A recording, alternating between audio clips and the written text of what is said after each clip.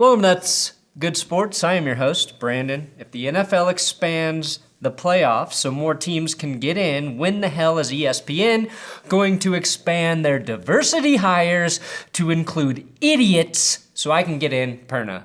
It looks like the NFL is heading towards a 17-game season, in addition to adding 2 more playoff games in the wild card round as soon as the players approve the deal, which could happen this weekend or never. There are issues with this first CBA proposal, and it may or may not be approved by the players. Olsen signed with the Seahawks this week. A new team may be in the lead to land Tom Brady. Mike Tomlin defends Mason Rudolph. And yes, I'll do my best to explain the CBA, Collective Bargaining Agreement. Whew. That's good. Sports.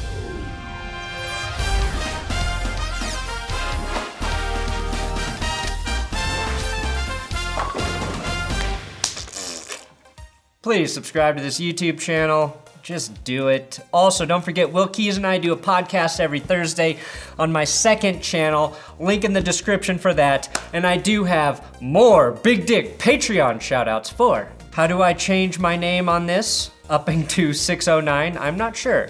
Infamous321.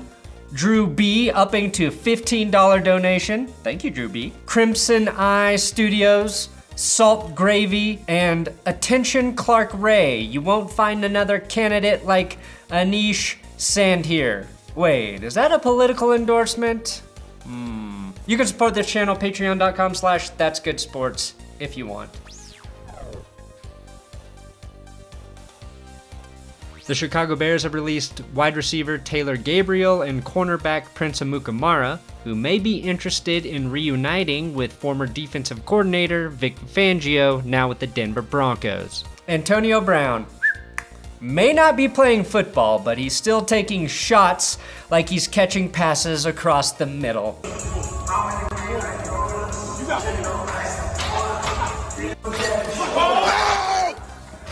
I think they call that the perfect press. And for the first time ever, Antonio Brown beat me to that joke, instead of, just being the joke. Now, last week I noted that Myles Garrett reaffirmed that he believes Mason Rudolph called him the N-word, and I said I believed Garrett because what kind of man would lie while wearing a Stranger Things shirt?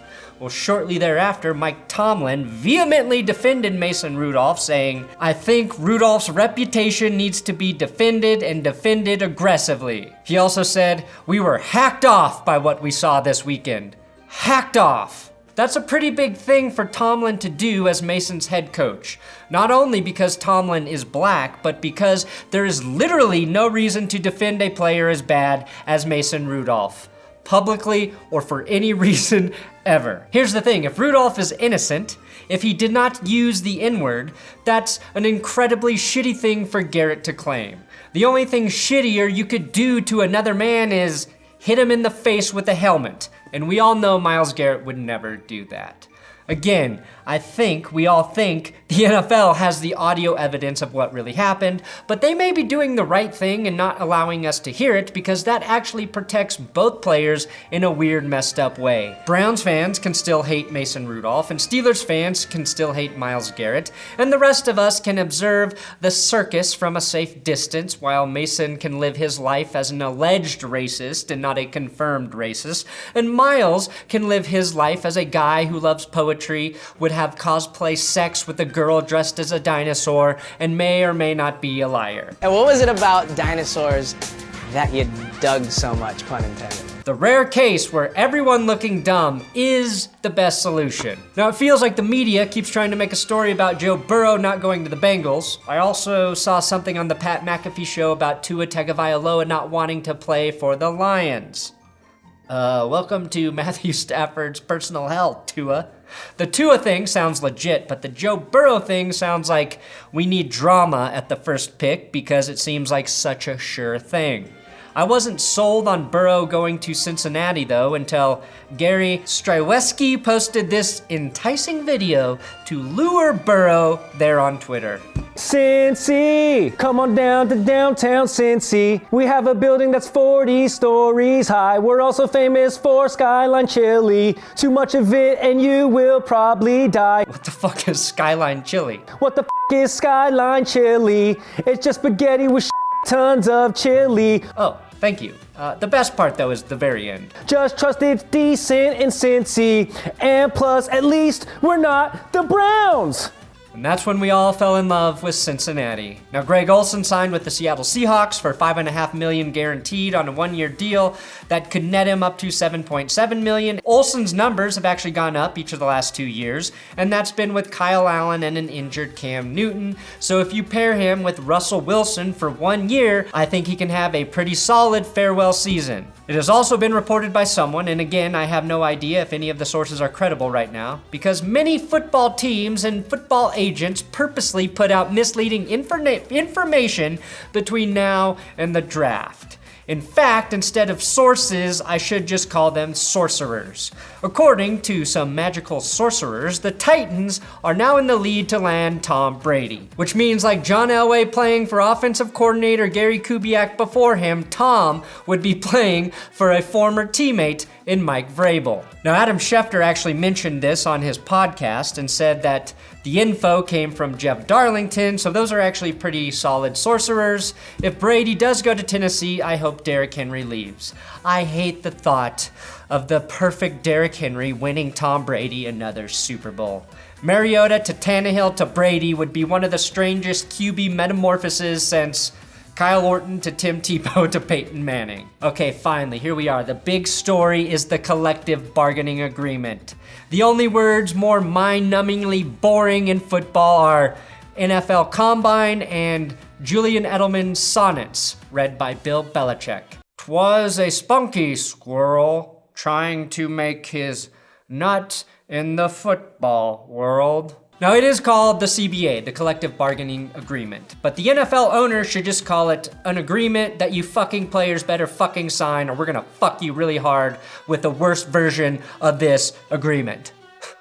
That's basically right now what the NFL Network is trying to portray, that if the players don't sign this deal, they're going to be the bad guys, and the NFL owners are just gonna give them a worse deal next. So there is no bargaining, and it is not done collectively. The owners are giving the players an agreement to sign. This is the way I see it. So this weekend, we learned the NFL wants to add a 17th game to the regular season and a playoff game to the wildcard round so that only one team in each conference will get a bye week in the playoffs. It was presented to us like it was already a done deal, even though one of 3 player/player rep/NFLPA recommendation votes happened today. It's confusing. From what I can tell, 2/3 of the NFL player reps and the majority of NFL players must vote to approve this version of the CBA. Now, the NFL owners approved the first version of the new CBA, but not with a unanimous vote. I'm sure Mark Davis's answer was hard to read, knowing he only votes with blue Crayola crayons. Now, last night, JJ Watt tweeted, "Hard no" on the proposed CBA. As the poster boy for the NFL, I think that tweet has some weight. I'm pretty sure Richard Sherman isn't a fan of this first proposal, but I suggest reading Tom Pelissero's timeline on Twitter for a breakdown of what the NFL presented to the players. He takes a lot of really boring information and turns it into boring but easy to follow information on Twitter. Darren Ravel called this possibly the worst deal in the 20 years that he's been covering sports labor agreements. So besides the 17th game and the extra playoff game, here are the big things that need to be negotiated, assuming you believe the NFL owners will actually negotiate with their players. We've got lifetime insurance, weed testing, and the player revenue share, which in this first proposal has an increase of 47% to a 48% share and a 48.5% share if they do agree to 17 games, which would shift $5 billion in revenue to the player side over the course of the next several years. The NFL still didn't offer lifetime health insurance for its players. As someone who paid for my own health insurance this last year, I can confirm the reason is because Health insurance is really fucking expensive. The billionaires don't want to pay for health insurance for their employees. They don't want universal health care because they'd have to pay more taxes, even though that would get them out of having to pay the insurance for their employees. And at night, while they wait for their Ambien to kick in, they count all of the fun ways they can make life harder for everyone who doesn't make as much money as them instead of counting sheep. Now, the NFL will currently cover vested players, which means 3 years of NFL employment for 5 years after leaving the league in terms of health insurance. The NFL has also bravely decided to add vision insurance to their health plan, which is a shame for Jameis Winston, who paid for LASIK all by himself just a couple weeks ago, sucker. Well, at least we know your payment on LASIK won't be intercepted by the NFL. Most businesses do not help with health coverage after employment ends, but most businesses don't ravage its employees' bodies the way the NFL does. The NFL did agree to remove suspensions for players who test positive for THC, but they failed to clarify if players who can smoke 157 pounds of weed will be suspended. And I'm not asking for anyone particular, even though that sounds like a very specific number of pounds of marijuana, but I assure you it's for nobody in particular. Specifically, not Greg Robinson, who was coincidentally arrested for 157 pounds of marijuana. Not 150, but 157. What the fuck are you doing, Greg? Where's your fall guy? I need to know who gonna be the fall guy, who gonna be driving. You got busted before the NFL announced that they would no longer suspend players for weed, so this makes no sense timing-wise. Fun fact, at my heaviest weight, I only weighed 5 more pounds than the amount of weed Greg had. Another fun fact, my dad and best friend are both named Greg. Wait, am I marijuana? Look, the fact that the NFL didn't remove THC testing altogether is bullshit, and I would demand that it be removed from the testing/banned substance list because it sounds like the NFL could still fine players for smoking weed, which just really makes them white-collar drug dealers when you think about it. The league upped the positive test mark of THC to 150 nanograms from 35, which sounds like a made-up form of measurement that is to not be trusted. Like when Greg Robinson asks to borrow your car and if you think it can handle a payload of an extra 157 pounds. The NFL also tried to screw players by saying if they approve a 17-game schedule, anyone under contract for 16-game seasons will receive an extra game check of $250,000, which sounds great to all of us who have never come close to making $250,000 in a year or 2 years. But 47% of NFL starters make more than that per game. The whole reason for the extra game is so everyone can make more money, but NFL owners were like, you can have $250,000 for an extra game, even though nearly half of you starters would make more than that. Sound good? Cool. Here, sign this. Oh, here's some KY jelly for your rollerball pin to shove up your ass after you sign this bad deal. Luckily, JJ Watt was like, I'll only shove a quill pin up my ass, and I'll only do it when I feel this deal is fair. I respect that, JJ. Right now, the only place reporting this deal in a positive light for the players is the NFL Network. The network owned by the NFL, to be clear. Now, the biggest problem I have with the CBA, besides the fact that I had to read it, is it demands that improvements be made to visiting teams' locker rooms. Is there nothing sacred left in the world?